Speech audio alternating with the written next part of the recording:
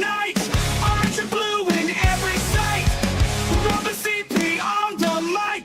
Postgame show about to strike.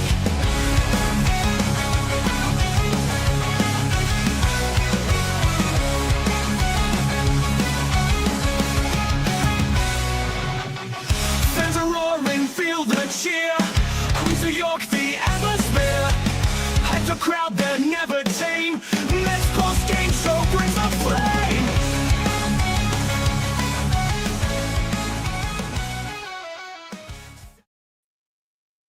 What's up, Mets fans? Welcome back to another Mets post-game show right here on both of our channels and on X as the Mets win another series during the season and 8-0 win as the Mets, you know what? The bottom of the order. Golf clap for them. That was tremendous for them for the bottom of the order. They needed it, and it was an all-around really nice victory for the New York Mets. And Chris, what about Kodai Senga?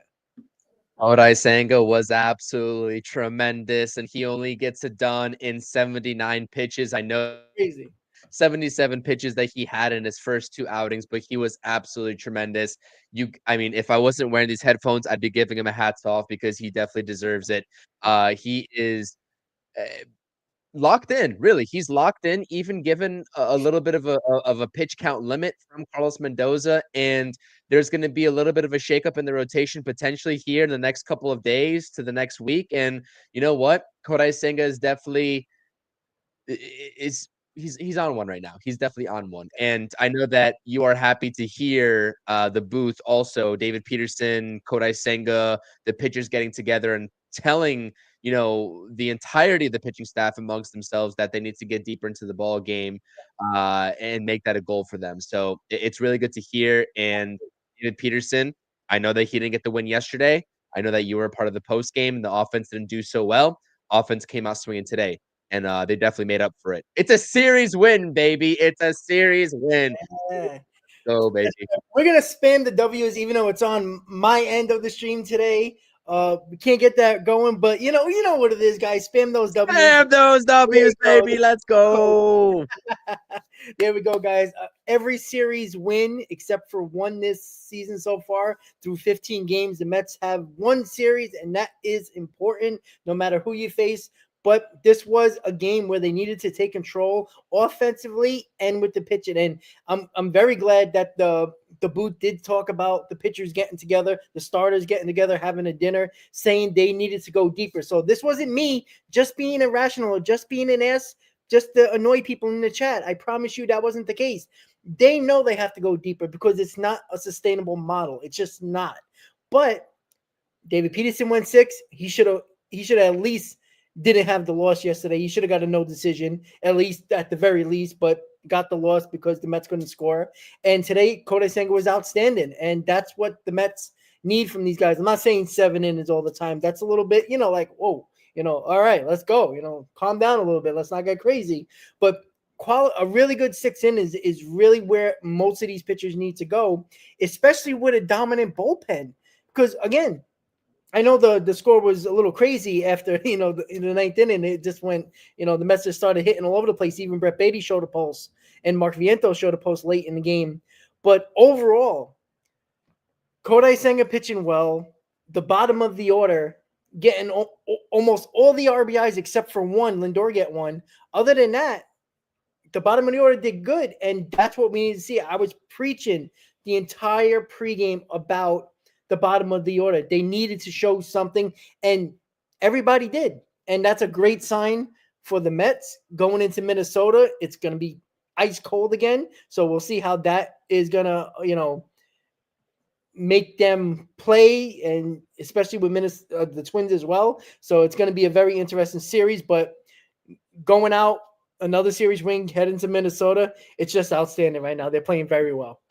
Yeah, 10-5 to start the season. I mean, you absolutely love it. I think the Phillies actually got shut out by the Cardinals today. Braves lost to the Rays, so that's a little bit of a look around the NL East as well. The Nationals also lost. I think they lost to the Marlins, if I'm not mistaken. So it was a good day for the Mets. It was a really good day for the Mets. And, following up, unfortunately, I wasn't there for the post game, and I actually listened to the replay of your post game talking about the lack of offense in yesterday's ball game, which is a little bit frustrating, especially after putting up 7 runs in game 1 of the series.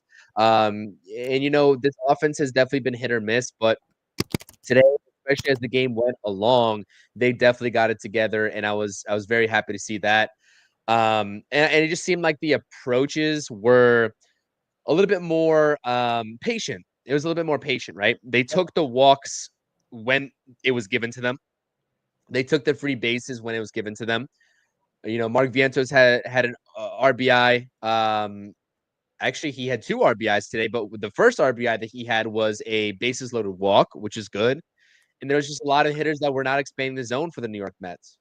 And it really did seem like the Mets offense in general was making the A's pitchers come to them. And whether it was Murdoch, whether it was Sevy, whoever else got into the ball game for the A's, it just made it, they just made it seem like they were going to wait for their pitch, and they had the luxury of doing so because especially the A's bullpen did not have really their best command in this ball game. And Sevy pitched pretty well, to be honest with you. I mean, he pitched really well, 5 2/3 innings. I think 1 run was the line for Sevy. They made him throw about 27, 28 pitches in the first inning, so he kind of got off to a little bit of a rough start. But no, the offense gets it done, and that's the most important thing. So you'd like to see maybe a little bit of earlier offense, but and I know that you probably talked about this in the pregame, but what an unusual lineup with Vientos DHing and you both Acuna and Beatty in the game at their respective positions at second base and third base as well, which is good. Brett Beatty has I think he got a hit RBI triple, which is awesome. Acuna also gets a nice little base knock. It was ripped up the middle. And stuff just happens, man. Good things happen when you're a little bit aggressive, but selective aggression is the name of the game because when the walks are present and when the other staff is giving it to you, like Vientos, like Juan Soto again twice in that 2-hole, had multiple walks, it sets up the other hitters for success. And we've seen that, especially in this A series in the first game and now this third game today. Yep, absolutely. And I think the key to the game, and Ken said it in the chat, was getting the pitch count up of Severino. The Mets working the counts very well. And everybody that you needed to see improvements of. Brandon Nimmo. I had to pinch myself because I was shocked when I saw him actually try to hit the ball the other way. Obviously, he hit the ball right at somebody in the infield. It is what it is, but he went the other way with a runner on third. He didn't get it done, but again, he changed the approach. He wasn't trying to hit the home run, and he did it in his other at bat as well. So it was nice to see that he was going the other way. I was like, holy shit, Brandon Nimmo turned into 2022, 2021 Brandon Nimmo. It was shocking. But that was a good sign as well. But overall, the way this team is winning, and we know the offense again, I forgot who said it in the chat, but they also said, are they actually going to score a run tomorrow? Who knows? Because they have these games where they have 7-8 run games, and then the next day, could they score a run? Like that's the MO of this team so far, and hopefully they do it. And I think it's going to be a low scoring game in Minnesota because it's going to be ice cold. It's going to be 40s and below all 3 games in Minnesota, and who knows if it's going to snow. So it's not going to be a pleasant game to play and be on that field. So I don't expect a ton of offense. The ball is not going to carry. That is not really a hitter-friendly ballpark. It plays well to the pitcher. So I wouldn't be shocked if the Mets play low-scoring games. And they played a lot of low-scoring games, and they played well in those low-scoring games. But overall, you had to at least take 2 out of 3 against the A's. You had to. They're not a good team. They make a ton of mistakes. And you see what happens when you put the bat on the ball. They scored about 5 runs today. That was defensive either errors or mishaps. That's why when people talk about strikeouts not mattering and why people with the analytics nuts that talk about strikeouts don't matter, it's ridiculous because when you put the ball in play, it gives the opportunity for the defense to make a mishap. And that's exactly what the Mets did. They put the bat on the ball and they made the A's make plays, and they couldn't. And they scored a bunch of their runs because of that, not just today, but in the series, the first game and in this game. So they did a good job with that. I hope this gets Beatty going. I hope this gets Vientos going, because it was nice because Beatty, that was the best swing he put on a ball in probably since his first at bat in Atlanta when he hit the home run. Like, that was 107 miles an hour off the bat. Hopefully that gets everybody going. But you know what, Chris? I want to see the same lineup tomorrow. I want Yeah, Vientos that's DH in. I want Beatty. Look at Beatty at third base. I mean, he looked like, he looked like Robin Ventura at third base all of a sudden. Like, it's like, wow. And Acuna looked good at second base. I put the same lineup tomorrow. I wouldn't be shocked if Mendoza does that. I told you, even before the season started, I kind of flirted with the idea of Vientos getting some games at DH. I think we also flirted with the idea of Nimmo getting some games at DH. So it's not out of the realm of possibility that they roll with a similar lineup in tomorrow's game against Minnesota. And I just think that it's about finding what works versus what doesn't work. We know that the cards have been dealt in the first half of the season, at least through the first 15 games and 16 games, and probably even the first maybe like 20 plus games before that Cardinals series, right? Actually, it's going to be 18 games at that point before the Cardinals series. Is that, Beatty and Acuna are going to be on this team at the same time no matter what. And that was one thing in spring training when we were talking about this team going into the season, whether we were kind of confident if that was going to be the case or not, or whether they were just going to carry one of those guys versus the other. I don't mind it, actually. And we talked about it yesterday in the pregame and what the method to the madness is in terms of the playing time distribution at this point, knowing that McNeil's going to be back very soon as he's continuing his rehab assignment down in Florida. It's not a bad look. DHing Vientos and having both Acuna and Beatty displaying what they have to offer, I think that worked out pretty well. But yeah, I don't know.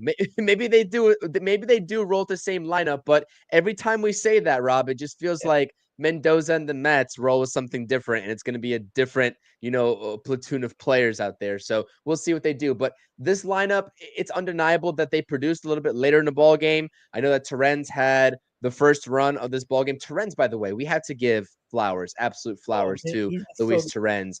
This guy is just a hitting machine as a backup catcher, right? Quote unquote, because Alvarez isn't here yet. But he missed a multitude of games. Senga was filling in. He had a contused forearm, and he just comes back into the lineup on a semi-regular basis at this point and is just absolutely producing, especially offensively. And you know what? Like, he doesn't need to hit doubles, triples, home runs for this offense to notice his presence, right? As soon as Terrence is back in the lineup, they bat him 6 because we've been having this discussion. Should Nimmo bat 6? Should Vientos stay batting 6? The conversation becomes easier because I think Luis Terrence is actually the perfect 6-hole hitter. Yes. And he's going to get on base for you more often than not via the single. But it was a nice opposite field approach, 2 out, RBI single, and the Mets break the ice and scored the first run of the ball game. And that's something that you've seen. The hitters for the Mets that have had the most success early in this season, you saw it even in spring training. Pete Alonso and Luis Terrence, namely, they had the opposite field approach and they worked that in and incorporated that. I think that as Brandon Nimmo starts to continue to do that, like you just kind of alluded to a couple minutes ago, he's going to have a lot more success. And if Mark Vientos at some point realizes that and is able to do that himself, this lineup's just going to be A-okay. I promise. Yeah, and again, to get out of slumps, it's since the beginning of baseball. How do you get out of slumps? You're not trying to hit a 475-foot shot. You're trying to hit the ball the other way. Maybe a single through the hole can get you going. It's the little things like that, and you've seen almost all the guys do it today at the plate that were struggling, and that's a great sign. Longer at bats. Even Brett Beatty against Severino, he did strike out on that nasty cutter, but I think it was a 10-pitch at bat. That was a better at bat than the actual hit in his last at bat, only because just Beatty does not work counts. He doesn't. He usually 0-2 and maybe get 4 pitches thrown at him and he strikes out. that was nice to see because he was seeing the ball. He was looking better at the plate. He was more balanced, and he probably took it into his last at bat, and he smoked it for a triple. Nice to see that. But overall, if this lineup can just be a little bit better with the outstanding pitcher we're getting, there's no reason. There's nobody you should be afraid of. Anybody. I mean, the goddamn Chicago Cubs scored 16 runs on the Dodgers and embarrassed them. Like, excuse me, we shouldn't be afraid of anybody. I'm sorry. I just see the Masters. They're in a playoff right now with McElroy and Rose. So I'm sorry. I'm watching a playoff hole right now. So I was just looking at that as this morning I went to get my new clubs. So that's always fun. Sorry about that. I just got a little off track with the Masters going on right now. But, I just like that you're seeing a little bit different approaches from the guys that were struggling, and it's a great sign. Again, if they just do a little bit more of the offense with the pitching that we've had and hopefully continue to get for at least a while, there should be nobody we're afraid of. We're better than most of the teams in the league. I think some of us forgot that, right?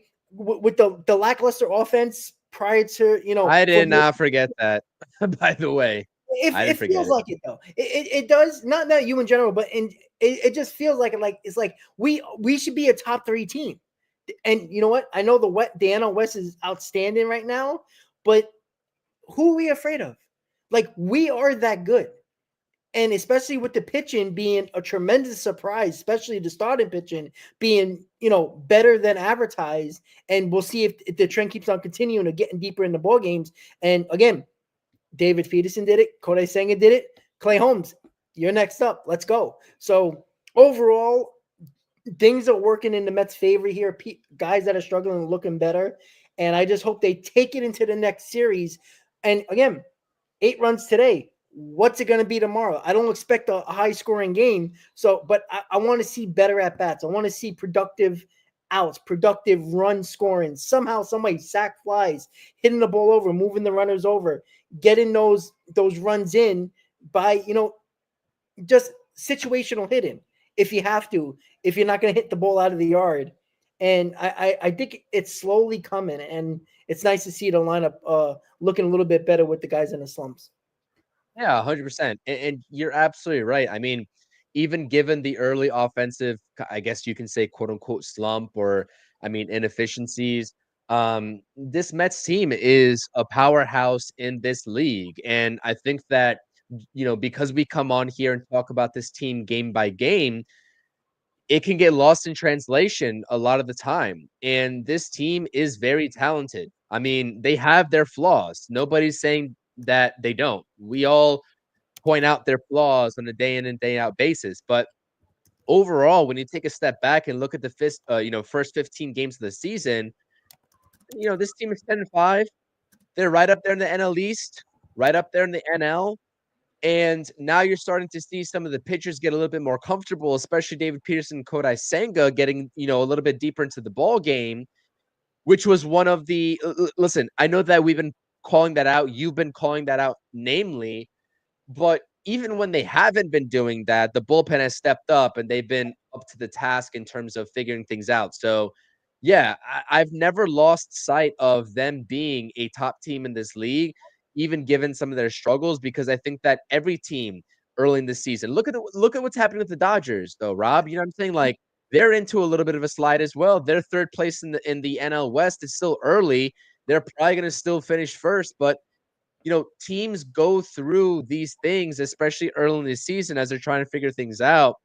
And I think that the start that the Mets are on and that they've had right now, being 10-5, there's always room for improvement. We can always say that, but all in all, I think that all things considered, right? Even especially given the early offensive struggles, that this team has looked pretty good in my eyes. Yeah, I mean, 10-5 in the first 15. They're 8-2 in their last 10.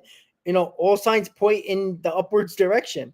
And yeah, again, I know I've been hammering down the length of the starting pitchers, and I'm glad, I got a little backup from the booth today, and the starting pitchers actually, making it known that they know they have to go deeper. That is not just, something that I'm saying just to piss people off. This is a fact. I'm not saying to go 7 or 8 innings, but that sixth inning is very key to your bullpen success and sustainability of your bullpen. Can't use 4 or 5 guys every day and think it's going to work almost all the time. Eventually, they're going to break down and being overused. You save a pitcher or two per game on average, you're going to have a really good chance of saving that bullpen, and their longevity and success, and as good as they've been, can continue if you don't have to use 3 or 4 guys. Again, you only had to use 2 guys today, 1 guy today, so it's perfect. Sorry, I almost killed my computer. But so overall, it's just nice to see that they're providing that length. They know about that length that's important, because if the starters go a little bit deeper and the bullpen is still outstanding, how are you going to get beat? The only way you get beat if you score 0 runs. Like that is like so much a reason why of the success, and the offense is still, not clicking on all cylinders. And I just imagine when this offense starts to go, I mean, we can be almost unbeatable. Like, if the pitching continues like this, like, that's how good the pitching has been. Pitching has been absolutely phenomenal all across the board, all across the board. And I think that, if the rest of the pitching staff, because I think that, again, there is a set definition of starting pitchers in this league in terms of how long they go into the ball game.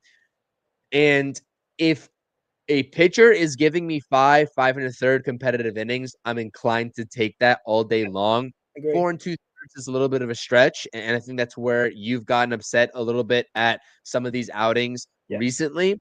But anywhere between 5 and a third, 6 innings, or maybe even 6+, like Senga was able to give us today, if you're able to do that, especially with how good the bullpen has looked, how sharp they've looked, that's a big recipe for success. And at that point, all you are hoping for is that your offense is competent, not like great, because this Mets offense could be great, but you don't even need the Mets offense to be great at that point. You just need them to be competent in terms of scoring runs. Instead of maybe 5, 6, 7 runs, you can ask for 3 or 4 runs, and maybe that still gets the job done.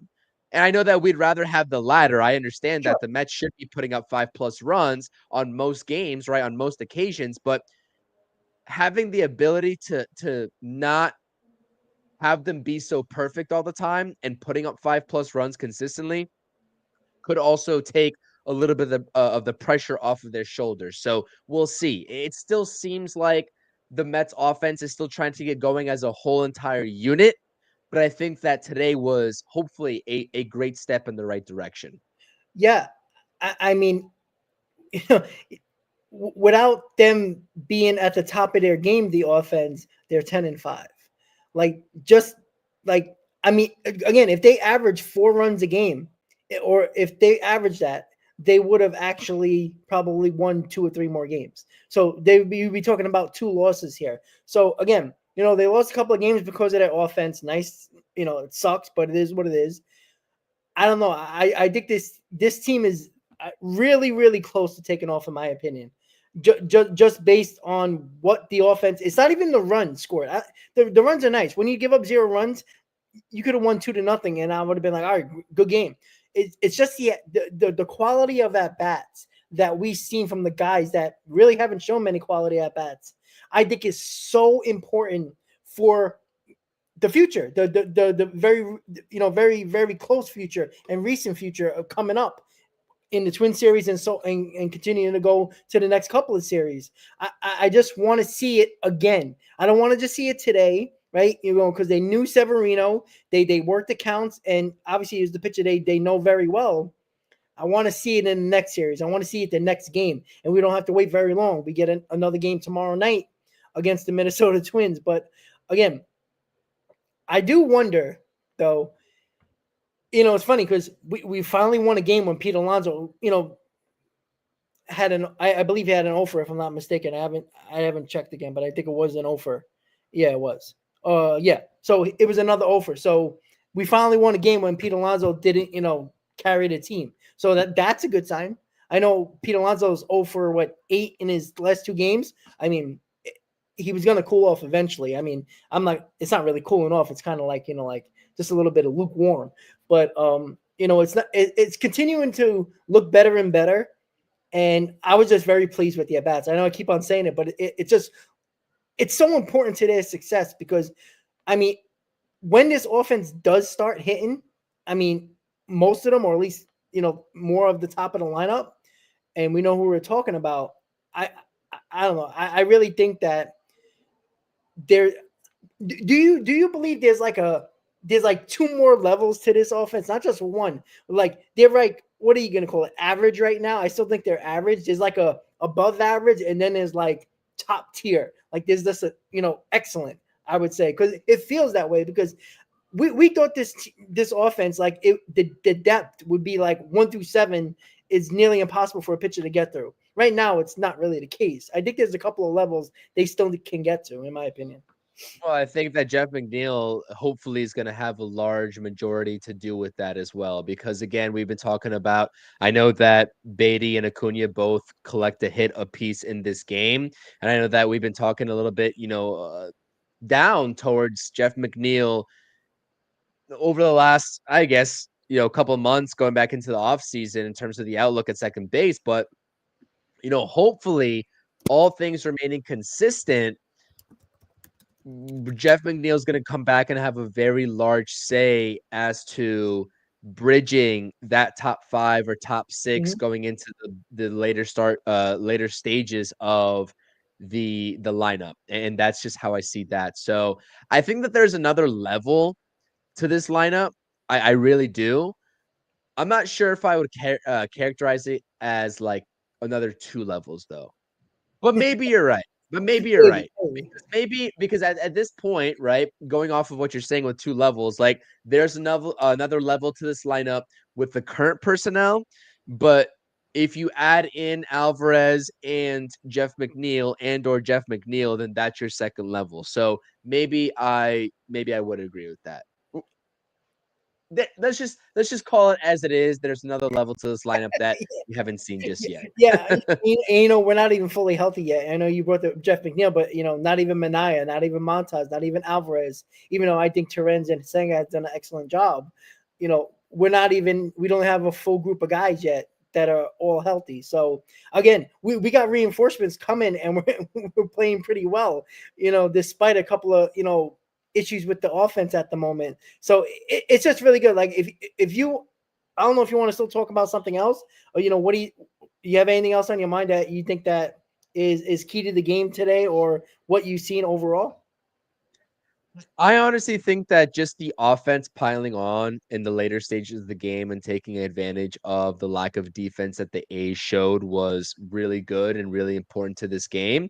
I think that because we're kind of done talking about this game so early, it's pretty self-evident as to what went right versus what went wrong in this game. I mean, Kodai Senga was absolutely phenomenal. The locations in which he was throwing his pitches were phenomenal. The ghost fork was absolutely working. And when you have a pitcher like Kodai Senga, as we mentioned, like expanding or I guess having the ability to expand the zone on the aggressive A's lineup a little bit, that's going to make for extreme success. And he was very efficient in this outing. I mean, he was dominant and efficient, which was awesome. And he also used a couple of times the fastball as a little bit of a surprise piece, a surprise pitch to supplement some of the other off-speed pitches that he was throwing, which was absolutely awesome. So I don't really have much else into, in terms of adding into the game. I think AJ Minter as well from the bullpen perspective looked really good in his inning of work. And yeah, I mean, you ride into Minnesota High, another series win under your belt, and Joe Ryan is actually a really good pitcher. So you're Yeah. talking about this pitching matchup coming up. I know that we're going to be part of the pregame. We're going to be talking about this pitching matchup, but Clay Holmes versus Joe Ryan. Joe Ryan is having a really good start to his season, and he's just not a pitcher that you should take lightly. So I'm really proud of this team. I really am. I think that continuously, as they're saying on the broadcast, and we heard it late, continuously stacking series wins is the name of the game. And that's what the Mets are doing right now. And it's awesome to see. The thing that I'm most curious to watch out for is the consistency, though, of the offense in terms of the output of runs. So you score 8 today, that's awesome. You scored 7 in the first game. You came back with what was the final score yesterday? I completely forget. It was 2-0, 3-0, 3-1. 2-0, right? I think it's 2-0. Whatever. No, it's 3-1. It's 3-1. Sorry. It's 3-1. I do remember that. So you score 7, and this is something that I heard you say in the post game as well, is that you score 7, come back, score 1, get beat 3-1. What are you going to do the next day? You know what I'm saying? The next time out, you score a multitude of runs like they did today with 8 runs. What do you do the next day? Can you follow that up? So I think run scoring, consistency is the key. But it's not like the Mets are getting these runs in bunches via the home run. You know what I mean? I think that there's a way that the Mets are scoring these runs, and that is being more or less of a pesky team. The doubles are coming, right? They're starting to hit a little bit more for extra base hits. They're getting some timely hits, although that we know that the runners in scoring position metrics can be better. But when you take a look at the offense, it's not like, maybe besides a couple of guys in this lineup like Brandon Nimmo, right? It's usually not home run or bust as Yeah, of yet. very true. Could there be a stretch of games in this season where this lineup is home run or bust and they score a bunch of runs via the home run? Yes, there definitely can be. And that is probably a little bit more efficient, and that's the peak of every single offense. You see the Dodgers have done that time and time again, but I don't think that's sustainable, more or less. Right. So putting together better at bats, going gap to gap, getting the singles and taking them when necessary, but also playing a little bit of small ball, not expanding the zone, and also drawing walks is a huge thing. And that's something that a lot of guys in this lineup still have yet to do and yet to, I guess, sort of perfect. Alonso has done it. Juan Soto has done it. I think we're starting to see Francisco Lindor get a little bit more selective as well. I think that if that selectiveness transfers over to guys like Brandon Nimmo and Mark Vientos in the 4-5 spots, this lineup is going to be set up for a lot of success. So riding high, love this win, shutout win in the series finale. They win another series. Let's go to Minnesota, get another series win. Let's do it.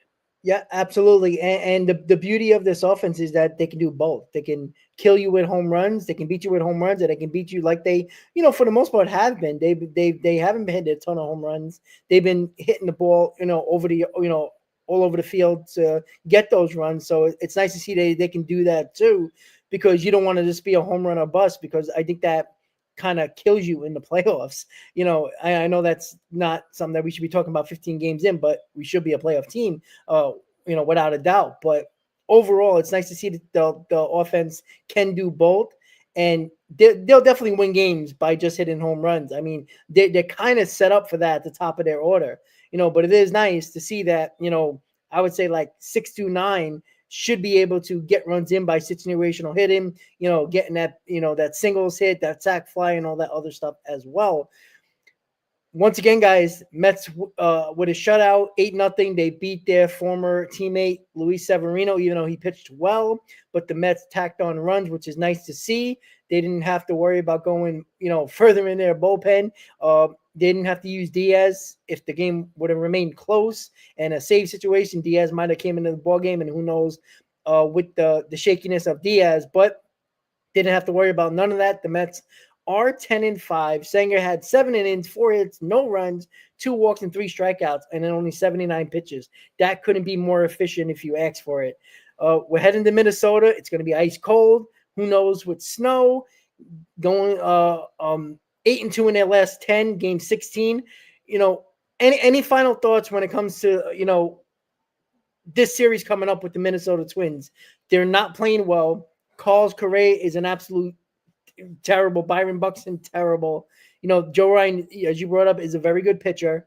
They do have some decent pitch. They have really good decent pitchers in their rotation, but the Twins have been horrible. They had a team meeting. The manager called out their players publicly to the reporters. So it's not something, you just hope the Twins don't have that moment like the Mets have out of nowhere and start picking it up and start waking up against the New York Mets. But they're not playing well right now, and the Mets need to take full advantage of that. I don't think that there's anything else that the Mets need to do that they didn't do in this series win, especially in the first and third games. I think the recipe and the formula for the New York Mets is very simple. And it's just if they're going to carry that over and if they're going to do it consistently enough in back-to-back days. Again, as we've said, there's not really many teams that you can come across in this league that you expect or you would be okay with the Mets losing a series, right? In terms of, okay, maybe they're just as good of a team and the ball didn't just roll in our favor, in our side of the court. Or maybe the other team is just completely better. There's not many teams that you can say that about. There's probably like a handful of teams in this league that you can say that about in comparison to the New York Mets. And I'm going to tell you right now, the Minnesota Twins aren't one of them. So, Yeah. so there's really no excuses in terms of this series whatsoever. Joe Ryan, I will give him his props 100%. He has been a really good pitcher this season. I think that even me watching him over the past couple of seasons, regardless of what the stats are, he's got the tools. And so it's going to be a little bit of a challenge for the Mets lineup, but this is a series that should be winnable. And it would be disappointing if they didn't win this series. So a golden opportunity to take another series before coming back for 4 games against the St. Louis Cardinals in your home ballpark, Citi Field. Yep. Get it done. There's no reason at this point not to get it done. And that's just the fact of the matter. So, and honestly, with Explosive in the chat, if you really want to just look forward to the trade deadline right now, that's fine. I don't care about the trade deadline at this point. It's freaking April 13th. Like I'm not looking forward to the trade deadline. That's ridiculous. That's honestly ridiculous. We can't worry about that at the moment. Again, we don't even know what prospects are actually going to be on this team in July. That doesn't matter at the moment. At the moment, you probably need a bat. But again, who cares at this point? Because it's 15 games in. At this point, we can't really worry about that yet. Not yet.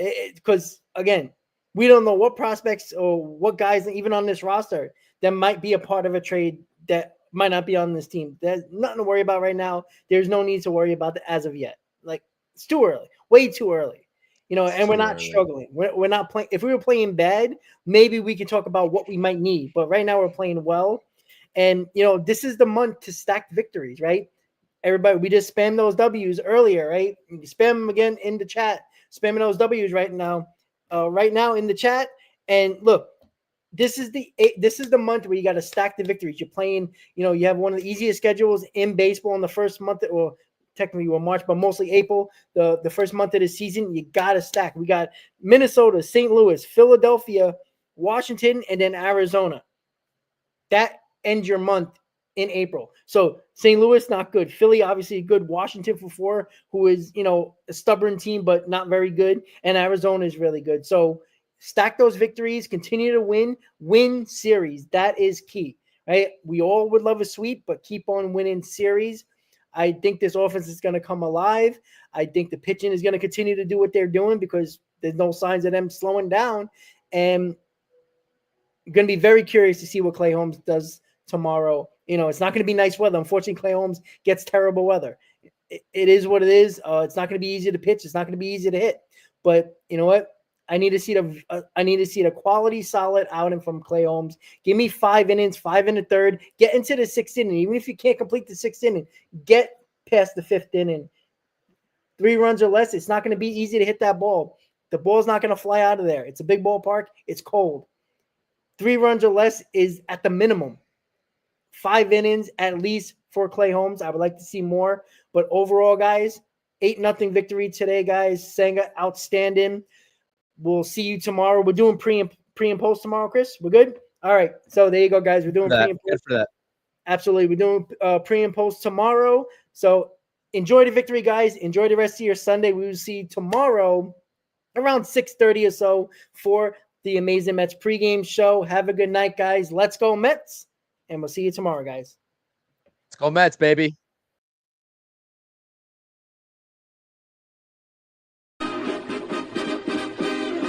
Meet the Mets, meet the Mets. Step right up and greet the Mets. Bring your kiddies, bring your wife. Guaranteed to have the time of your life because the Mets are